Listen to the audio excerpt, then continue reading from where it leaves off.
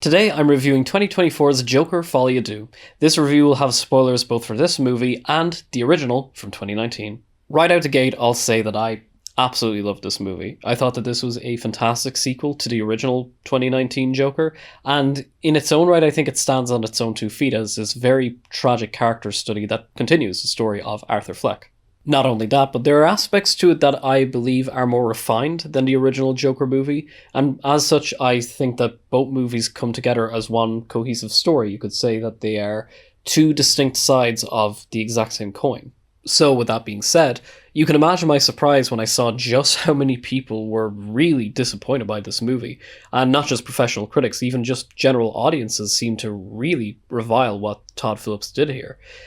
Given that so much of the negative reception has been geared towards elements of the movie that, for me, I absolutely loved, those being the ambiguity of the character of Arthur Fleck, the overall minimalist approach to the story, and, of course, the musical element of this movie, I'm not going to approach my own review as necessarily a counter-argument or making the case for Joker Folie. I am of the belief that what makes this film so strong is self-evident within the text itself, so with that idea in mind, I'm going to be approaching this review as if I were just reviewing any other movie that I happen to thoroughly enjoy. And I am also aware that there are theories from professional publications, both for and against the quality of the movie, suggesting that there is a large metatextual aspect to this film, in the sense that a lot of what is in the movie is a deliberate commentary as to the nature of the fans of the first movie. The idea that Joker Folie is the anti-fan service movie, that this film is Todd Phillips' way of making a thesis statement with regards to his own dissatisfaction with how Joker 2019 was misinterpreted by a very rabid fan base. And, of course, while I do believe that there is very valid merit and reason to investigating those theories, it's not really my interest to be the person to do that. My prerogative here is just to talk about why Joker Folie was such a pleasant surprise and a fantastic follow-up to the original film with regards to my own preferences. So, with that idea in mind, let's provide some much-needed context by looking at the original Joker from 2019. So a formal introduction to the original Joker from 2019 is pretty far from necessary, given that it had a complete and utter stranglehold on cultural relevancy at the time of its release. You know, this deeply serious, emotionally, cerebrally engaged character study built on the performance of its lead actor, and it also happened to be about Joker from the Batman universe. What made the original so significant, it wasn't just the fact that it was this dark, violent, tragic story. It was the fact that it was all three of those elements just brought to such a high degree that really hadn't been seen quite like this before, that in many aspects it just didn't really constitute as a superhero film anymore. And of course, what constitutes as a superhero film is always going to be subjective and intangible, but suffice it to say, what Todd Phillips was able to do was use his unique vision to tell a story about the Joker whilst also using a familiar universe and familiar designing principles in a way that was just very entertaining, but also deeply moving as well. All of which seemed to coalesce to create this aesthetically rich psychological thriller that showed us many of the storytelling archetypes of tragedy of man, social critique, descent into madness, and, of course, villain origin story. And it did so while pulling its influences less so from the DC Comics back catalogue, and more so from the likes of Scorsese and Lumet and even Charlie Chaplin. And personally, I loved it. I thought it was innovative and a real breath of fresh air, not just for the superhero genre, but really just for mainstream cinema itself. With the industry being what it was rare, and I guess it still is rare, to see the general public show up in droves to see a movie that is unquestionably very dark, very challenging, and just really uncomfortable as well. Like, to have a film like that even break the top 10, it wouldn't even happen again for another 4 years with Christopher Nolan's Oppenheimer. But even then, as financially successful as 2019's Joker was, I was still very remiss to see the critical backlash the film got back then. And whilst I'm glad to see favour towards the movie turn over the last couple of years, it was tough being a fan of Joker in 2019 and just seeing so much of the backlash on social media, both from professional critics and general public alike, saying that Todd Phillips was shallow, that he was indulgent, that it was just derivative of the genre, and just basically wearing his influences too strongly. And of course, I'm not trying to dismiss the fact that this can be looked at from a metatextual analytical framework, even if that just comes down to looking at stuff Phillips has said in interviews about the movie. You know, this type of film will always spark conversations with regards to what is our level of responsibility in having a movie like this play for a demographic of white men, and how does this link with incel culture, or even just the whole we live in a society type of meme. There's a lot there that I do think is interesting and worth looking at, but I was just really, really sick in seeing so many people conflate their own takes on that with the actual quality of the movie itself. So all of that is to say that what I thought of the original Joker film in 2019 is that it just had its cake and eat it too. It was this very precise, archetypically driven character study that gave room not only to the character of the Joker, but also to the performance of Joaquin Phoenix. And I thought that for as much as it did, of course, have its influences on its sleeve, it was able to do so in a way where instead of being a crutch for the production, it was able to be a spotlight for showing us how Todd Phillips' artistic vision were to operate. And on top of that, it was just an amazing production as well. Just, the aesthetics of it were just sublime. So in the build-up to Joker Folie Deux, I was very intrigued to find out that Lady Gaga was going to be on board with this project. Lady Gaga, of course, being an EGOT recipient, she is no stranger to the entertainment industry. In fact, she's probably one of the few people working on the highest echelon of the entertainment industry who, in my opinion, deserves every accolade she's ever gotten. I've just always been an enormous fan of Lady Gaga. I was also intrigued to find out that this was going to be a musical, or at least a musical of sorts. And it's something that did get a lot of eye-rolling from people, but there were a few people who were voicing their cautious optimism for this project, myself being one of those people. All of this is to say that these were my only expectations going into Joker Folie Deux. I ignored every article, every tweet, I ignored everything in the coming weeks to this film, up until the point where I found myself at the cinema after 5 years of waiting to see the continuation of Arthur Fleck's storyline. And I really think there's a lot that allows this movie to stand out as it being the incredible sequel that it is, be it down to the production, be it down to its explication of theme, in particular that of the shadow, and of course the musical aspect of the film itself. One thing that I was really surprised by, in the most pleasant way possible, is how it continued the aforementioned screenwriting archetypes that I mentioned, that being the tragedy of man and the descent into madness. So in order to illustrate how it's working as a companion piece, if not just the other half of the entire Joker story, I'm going to look at how this film has been structured from the character arc perspective of Arthur Fleck. So in the setup or ordinary world sequence of Act 1, well, actually even before all that, we get this gorgeously animated prologue sequence in which we see this characterized depiction of the climax of the very first film, in which it's very much made clear to us that what occurred wasn't just a battle between Arthur Fleck and that of the Shadow, but it was really this fight between the Shadow and the Joker himself, and the significance of that will be spoken about later throughout the review. But just for that, in and of itself, in the opening 5 minutes for the movie to make it very clear, this is what we're doing with the movie, this is the type of story you're going to be seeing. I mean, and for it to be coming in this very over-the-top, highly stylized way, I mean, it is one of those things that makes me think, why were people surprised that Todd Phillips went the direction of turning this into a musical? His whole thing has been creating this very aesthetically driven fantasy world for Arthur Fleck. But be that as it may, that was a prologue animation. Once we cut to the live action, we find out that this is now taking place 2 years after the events of that night that has now landed Arthur Fleck in Arkham State Penitentiary. And we find out that he is very much a shell of his former self. He is in no way whatsoever empowered as the Joker, and he is very, very much still struggling with his own personal demons now that he's here in Arkham. Shortly after, our central conflict for the character is introduced with that of his psychiatrist, who basically tells him that she is going to make the legal case that, in order for him to avoid the death penalty, she is going to say that what occurred on that night was the result of dissociative identity disorder, or DID. So, in other words, it wasn't Arthur Fleck who committed those terrible crimes, but it was the Joker, and it should be the Joker who is punished. In other words, Arthur Fleck should be spared the chair.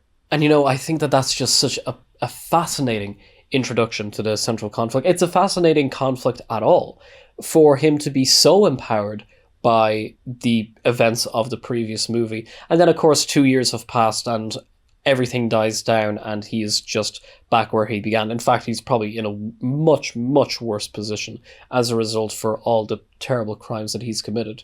So to have that be his central conflict now at this point in time, and it is then that he meets the character of Lee, a character who completely admires everything that he did as the Joker 2 years ago. So for the Joker to no longer give him that sense of peace, but then here's a reminder from seemingly the outside world that these good feelings that you can have as the Joker, they're just right there in front of you if you're willing to reach out and grab them. Like having all of this illustrated explicitly through the character of Lee is just really, really brilliant. And with her having the plans that the two of them need to escape Arkham, or at the very least the two of them need to stick together, that's what's bringing us into the second act. It's understanding that Arthur Fleck is not going to let go of Joker.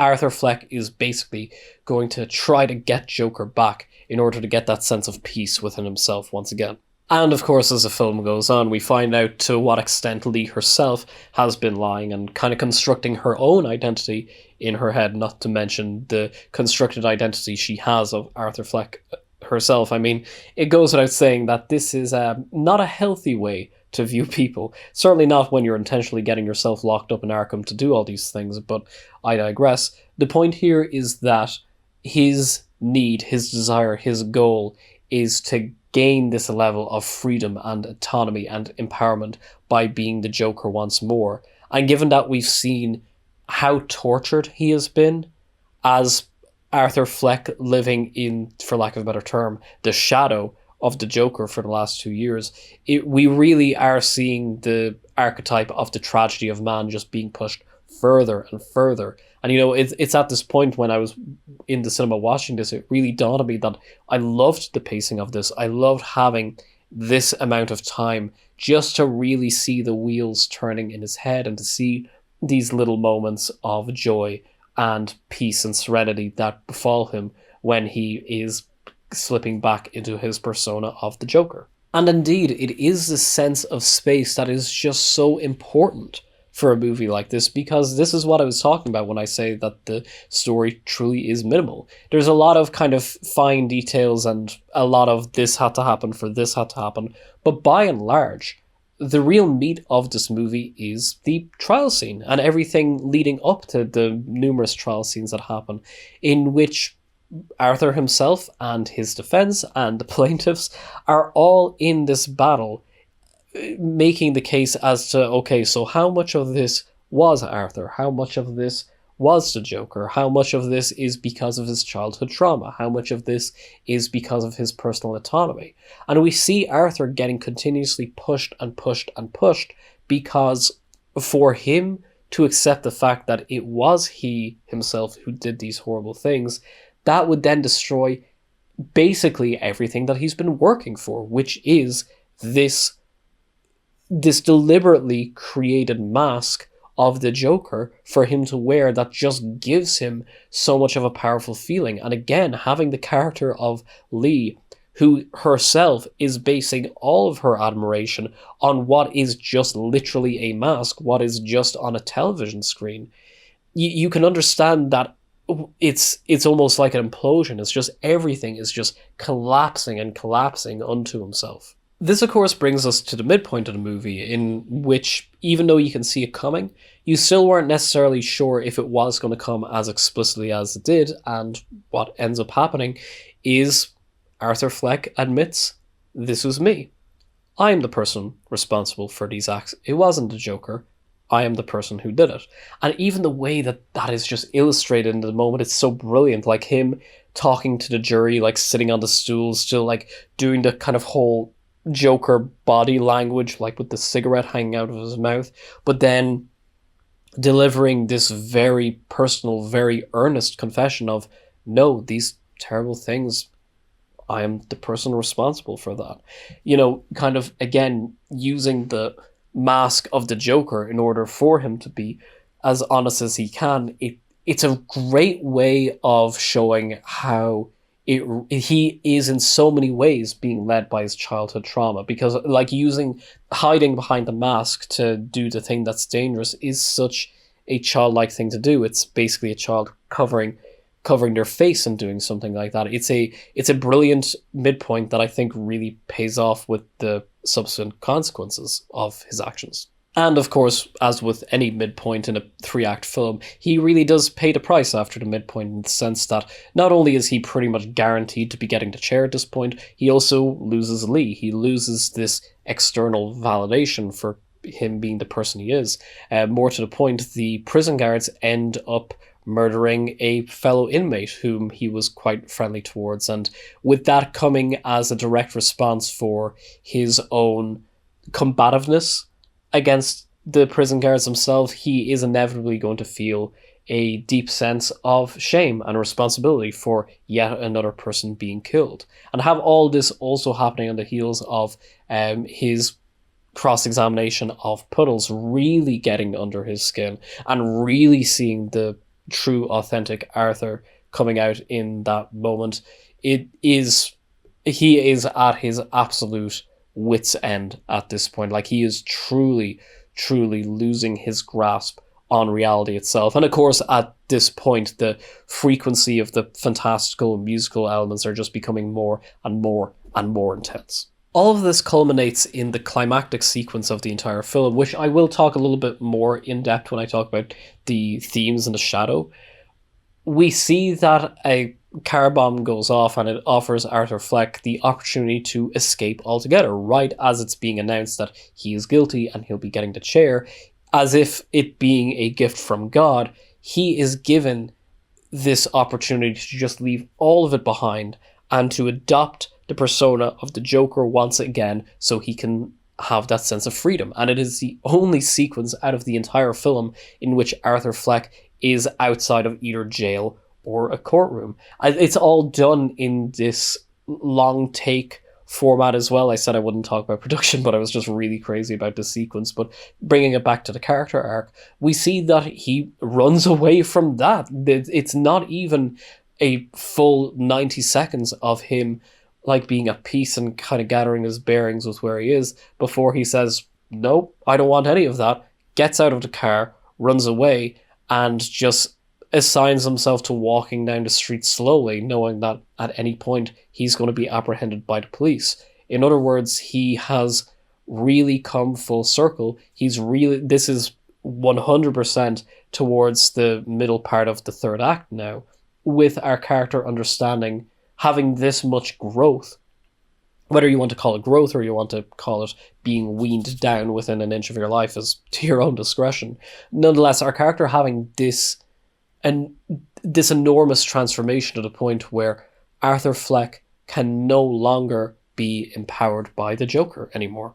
And out on the street, though he tries to reconcile with Lee, she makes it clear to him that he can't offer anything to her anymore, that if he's leaving the Joker behind, that means leaving her behind. And it's this very poignant moment at which she's singing the way she feels at that point in time, and he's begging her to stop singing. It's such a brilliant way of bookending that whole continuous motif of singing and musicality and performance in a movie such as this.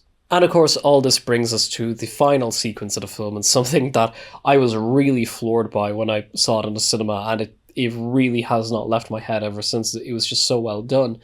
In our final sequence, Arthur is apprehended and he's brought back to Arkham, and he is murdered by another inmate. He's murdered by one of the more kind of fly-on-the-wall inmates who seems to have violent urges, but it all comes out with, not only does this inmate kill Arthur, but immediately afterwards he starts cutting the Chelsea grin into his own cheeks, of course, showing that in a way he's either in a high level of admiration of the Joker, or he wants to be the new Joker, or he's mocking the Joker. But in any sense, we are getting the idea that, in pretty black and white symbolic terms, that Arthur Fleck has been killed by the Joker. And in a way, you could categorize this entire story as being a redemption arc, albeit one that still has a tragic ending. But suffice it to say, I thought it was an incredibly powerful ending with regards to what it did for Arthur's character arc. So, with all of that having been made very, very clear, and I think it should go without saying that if you've seen the original Joker film, it's pretty self-evident as to what it is they were doing there with the rise and fall between the two movies of constructing the character of Arthur Fleck. With all that being said, I want to start highlighting the individual aspects of this movie that, again, just stood out to me as being so incredibly powerful. So, especially with this movie that is so thematically and symbolically dense, especially with the idea of the shadow, I'm going to start just by looking at some general points about the production of this movie. It's pretty clear from the production choices that Todd Phillips made that he was not going to hang up the aesthetic love anytime soon. He has just really brought it again with this movie. Like, all the shots are just so gorgeous, the color palettes. There's this one particular shot where Arthur is standing out in the rain and he's laughing because that's the character's way of screaming. Oh, it's just so beautiful. The way the music weaves in and out. And look, even if you didn't like this movie for the musical aspect of it, the actual score, the ambient music the whole way through the film, stunning. Absolutely stunning. I'm unsure as to whether or not it was the original composer from the 2019 film as well, but whoever it was, I know that, like, it took me out of the experience in the best way possible, in that whatever was going on, I just had to stop and say, oh my god, that music is just absolutely fantastic. I think that there isn't a huge amount necessarily to say was improved upon. I think it was just more of what wasn't broken, basically. Even just like the little details of times in which Arthur's makeup is smeared, and as a bit of an analytical audience member, one can be forgiven for thinking, but is this actually happening? Because the makeup is smeared in such a way where it's hard to discern, is he the Joker or is he Arthur right now? Is this moment even happening? And it probably is, but even to have that in and of itself be open-ended, I think is just absolutely fantastic. The original 2019 film was very much interested in creating these fantastical set pieces, which, again, just has kind of boggled my mind as to why people are so vehemently against this idea, either being a musical or using aspects of a musical in order to work as a storytelling device. Because, am I wrong in saying that outside of the climactic shooting of Murray, the two most iconic moments from the original Joker film were him dancing in the bathroom after murdering the boys on the subway and dancing on the staircase. Two moments where it's happening in his head, even if he is doing it in real life. The music is supposed to be diegetic for him. It's so based on performance and that heightened emotionality and the suspension of disbelief. So all this is to say is that I am segueing into talking about what I liked about the musical aspect of the film. And I truly believe not only was the musical aspect of this movie necessary, I think that it has been implemented in a way that was just so well done that one could say that it wasn't just necessary, it was practically paramount to a movie like this, because there are so few other movies where you could say this works as a standalone movie, but if we're going to make a sequel, the sequel will have to be a musical. 99% of the time, you'd be forgiven for saying, what the hell are you talking about? Except for Joker, because of course it's a musical, because it's Arthur Fleck. It's the whole thing of performance. It's the whole thing of escapism. We had this very long sequence in the first movie in which he's performing stand-up, and then we see how it actually played out in real life, because it's all happening in his head. He doesn't have the opportunity to do stand-up anymore. He doesn't have the opportunity to kill anyone anymore. So of course he's going to escape into his fantasy land of music. And when he meets Lee, who does the exact same thing, then of course it's going to be pushed more and more and more. And I'm really hoping that the public consciousness about this idea changes, because to me it just worked so well. And I'm going to talk about why it is that it works in this way. It works for a film like this, as opposed to maybe other films that attempted to be a musical where it just kind of fell flat. I am, of course, talking about another movie that lives in my head rent-free with regards to the reception it got, albeit for very different reasons, which is that of La La Land. And listen, I appreciate Damien Chazelle, and I appreciate a lot about that movie, but to me, La La Land was never a musical drama. I always viewed La La Land as being, it's a musical, and it's a drama, but it's not a musical drama. It was oil and water. What they were attempting to do with that movie was to do a throwback to the old Hollywood music thing, but then also keep it grounded in this seriousness and thought-provoking drama. But of course, what you ended up getting was just, in my opinion, a watered-down version of both of those elements. None of the songs were particularly catchy apart from the City of Stars by Gosling, and that's literally the only song I can remember. And then the drama aspects were just, they were serviceable, but they were just kind of boilerplate. To me, La La Land felt as though the musical scenes were a pause from the drama, and the drama scenes were a pause from the musical scenes. In other words, I didn't feel like I was watching a musical drama so long as I was watching two different movies at the same time, and it was jumping back and forth between the two of them in the worst way possible. It wasn't that I thought the film was terrible, and I certainly do not know how Chazelle could have even attempted to write something more fluid in that kind of a sense without dramatically leaning into one of the two genres heavily in order to do so, because the film just was not fantastical enough in order for the audience, in my opinion, to truly suspend disbelief, not in a realism sense, but just in a heightened emotion sense, to really be on board with this being a musical drama. So suffice it to say, to me, this is what Joker Folie Deux was able to achieve.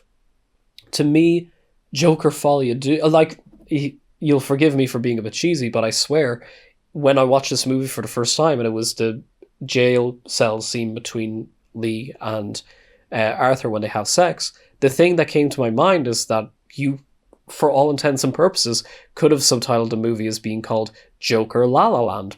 And obviously, La La Land has the connotations of craziness for Lee's character.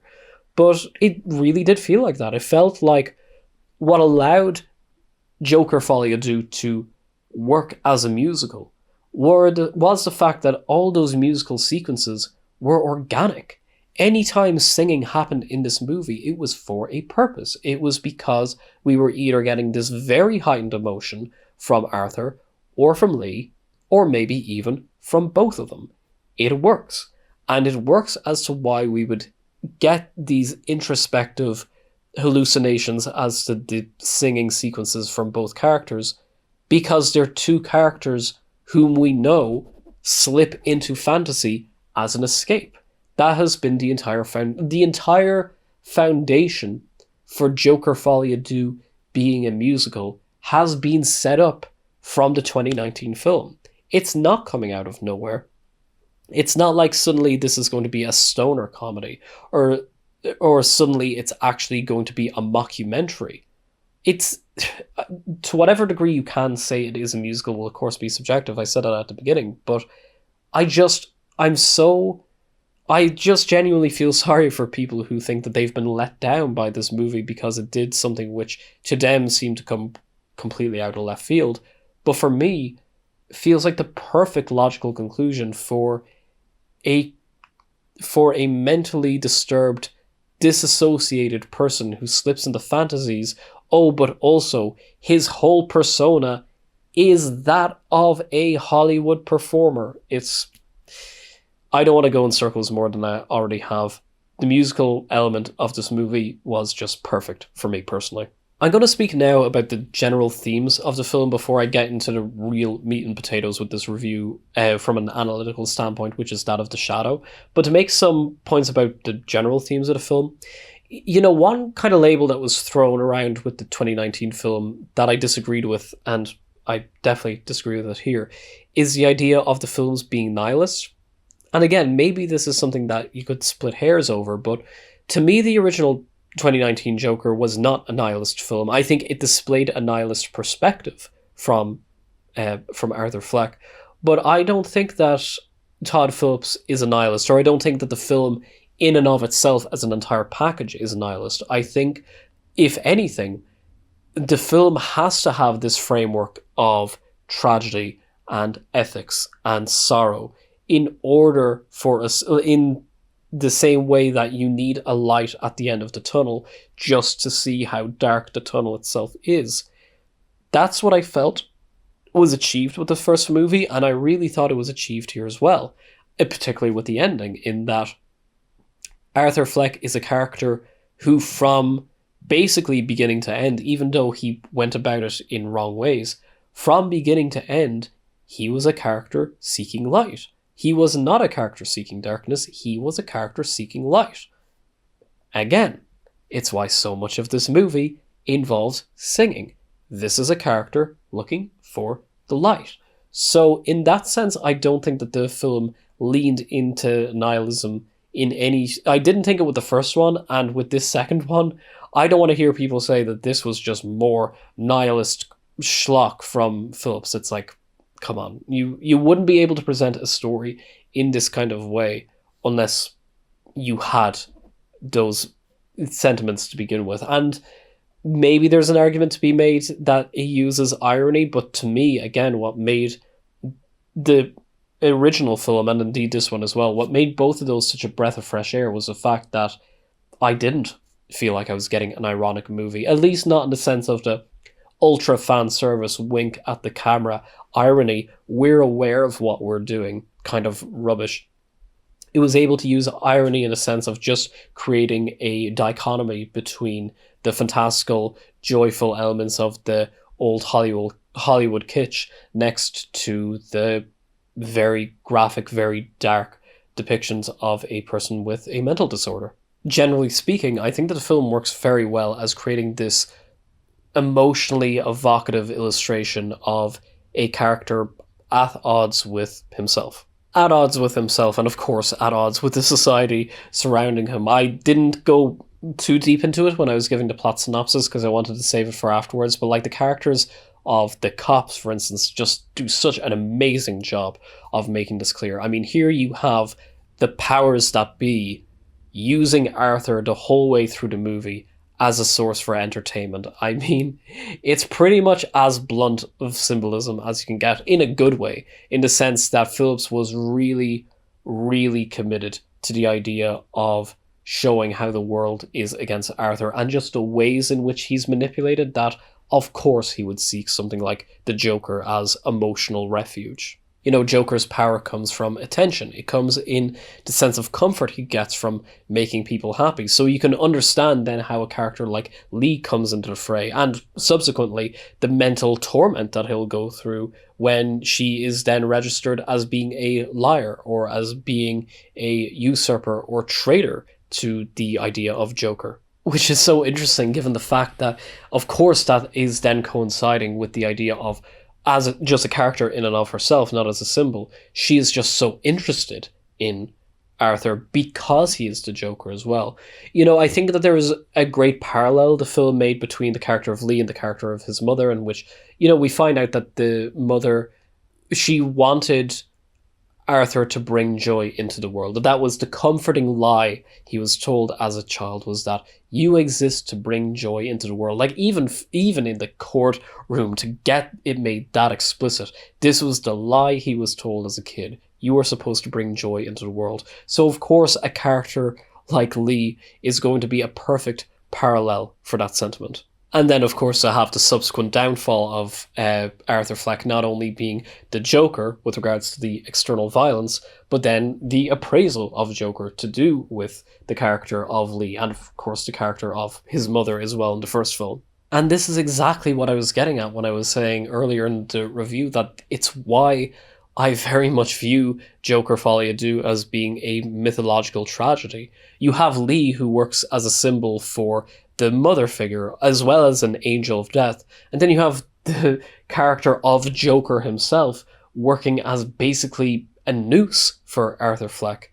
It's in so many ways, even though the movie isn't as graphic as the original from 2019, it seems to be even darker. One analogy you could say possibly is that the first Joker movie is about intentionally setting up all these dominoes to eventually bring us to a climax in which Arthur Fleck is so empowered by the persona of the Joker that he, like when he's standing on top of that car and we get that aerial shot that pulls up and up and up, it's like a heroin addict just dripping in pleasure at that moment. Whereas then you have Joker Folie à Deux, in which within the opening 10 minutes, it's made very clear to us that Arthur Fleck is completely disenfranchised with the addiction. He's disenfranchised with the heroin, which is the persona of the Joker. He's disenfranchised with the music and the singing because he knows that the power he can get is not really peace. And I think even the fact that towards the midpoint of the film where he denounces his lawyer and just embraces the Joker persona fully again is real evidence of this. It's his desperate grasping at the idea that maybe he can get that one more hit and that'll allow him to see the beauty in the world again. But then, of course, what happens is you get the moment of clarity that the cross-examination of Puddles gives him. You have the fellow inmate being killed by the guards. You have Lee leaving him. You have all of these different aspects working to prove to Arthur that there is never going to be enough heroin anymore. And of course, this all exemplified by the amazing car bomb sequence in which he's just roaming around the town and it just doesn't hit him anymore. And then, of course, for the film to end with him coming clean, not just in the sense of confessing, but figuratively coming clean from the heroin of the Joker, for him to nonetheless die anyway, to die as a result of the external factors, the external consequences of his addiction, is just brilliant. Again, this was why it brings back to my idea of this being like a mythological tragedy. It feels like, in true Hollywood cinema perspective, it really feels like a bona fide tragedy.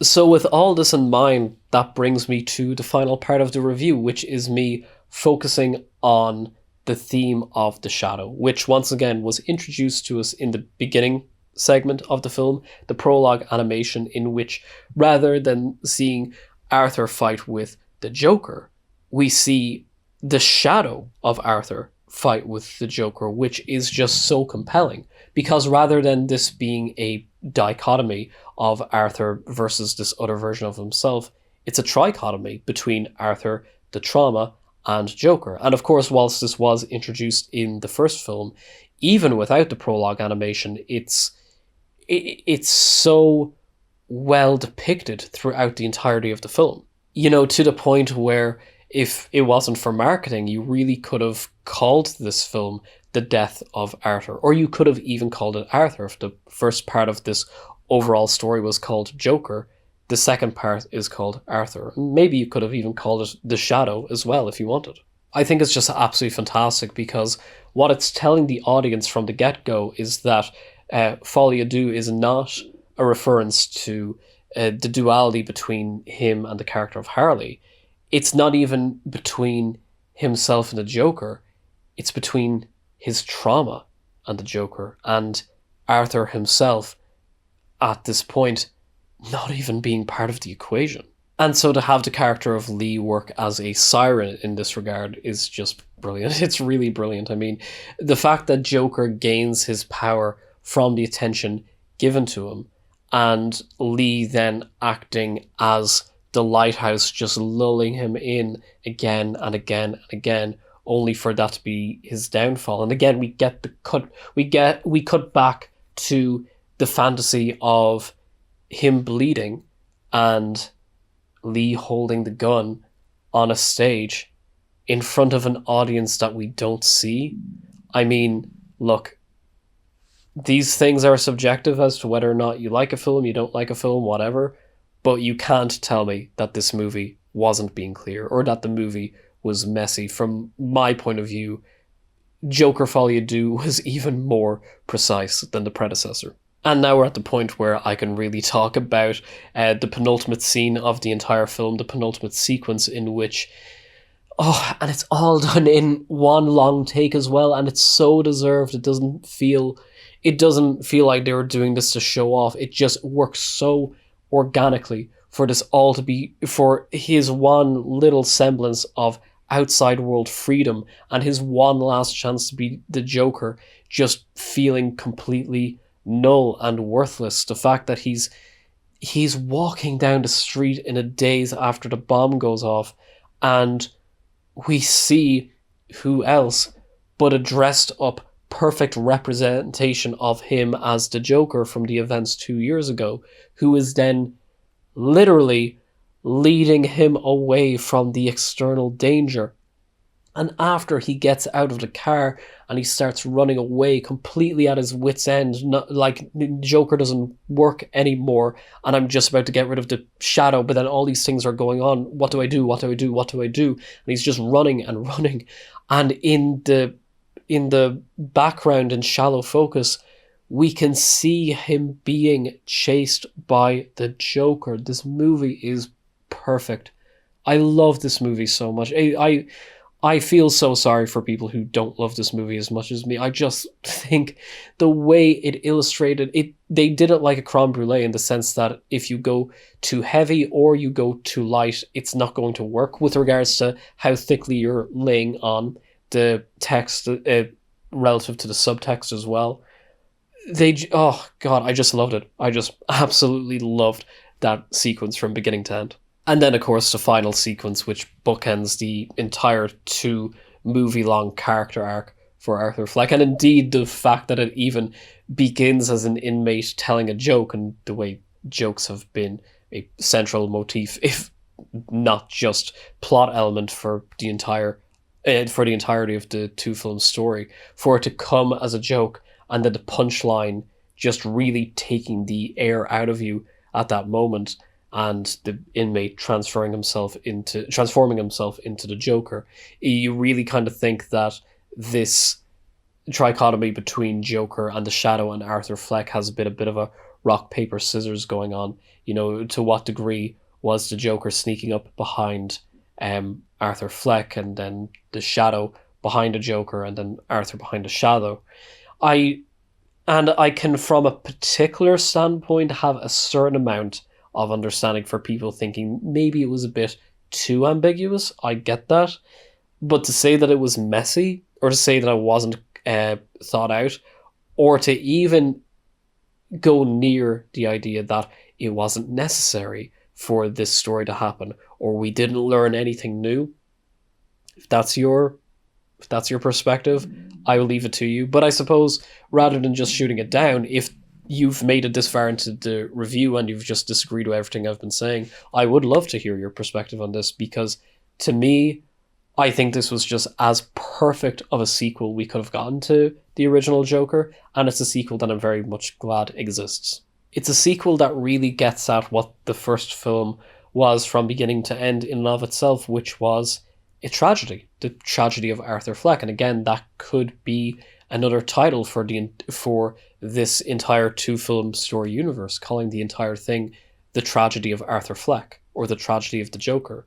But perhaps the former would be a little bit more fitting.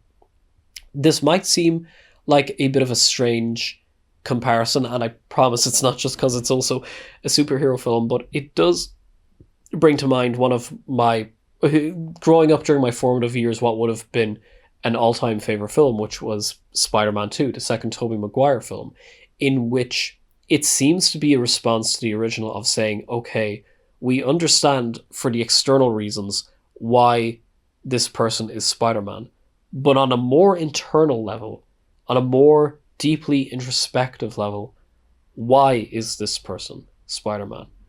And that is what that's what everything within the second act, which is very, very long in that movie as well, that's what the entirety of the second act is about. Why is Peter Parker actively choosing to be Spider-Man?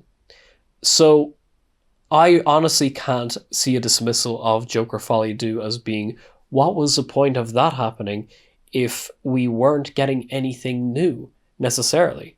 And to that I can say, it's because the struggle and the choice and the level of autonomy that the person has is the entire point. And I said that I was going to avoid the metatextual fan service aspect in this analysis, and I am sticking to that. But nonetheless, I mean, when we get that scene as explicit as Lee finding out, this isn't the Joker I thought he was, I'm not going to get what I want. For there, in that fantasy sequence between Joker and Lee, in which he literally says the words, I don't think we're giving the audience what it is they're looking for. I mean, it would be naive of me to say Phillips didn't have an idea what was going on there, but I just want to say, for looking at the film unto itself, maybe we didn't get what we wanted. Maybe the audience didn't get what they wanted, but this film gave Arthur Fleck what he needed. It gave the character exactly what was necessary, and honestly, I could not have been more impressed. Would I say that absolutely, like down to the letter, every single scene was as efficient as the other, and could there have been a little less screen time here and a bit more necessary screen time here, particularly for the character of Lee? Sure, but for him to even attempt this, even without the aspect of the musical, for him to even attempt a follow-up to something that, by his own admission, was designed to just be its own open and shut thing, outside of the economic incentive, it really did take a lot of artistic grit for him to do that. But then for him to take such a risk, and it's a pity that it doesn't seem to be paying off, both financially as well as critically for him. But I have such respect for Phillips, for Phoenix, and Gaga for what it is that they delivered here. And at the risk of being a bit too long-winded and unnecessary myself, that is where I'm going to leave the review. Thank you so much for watching this review.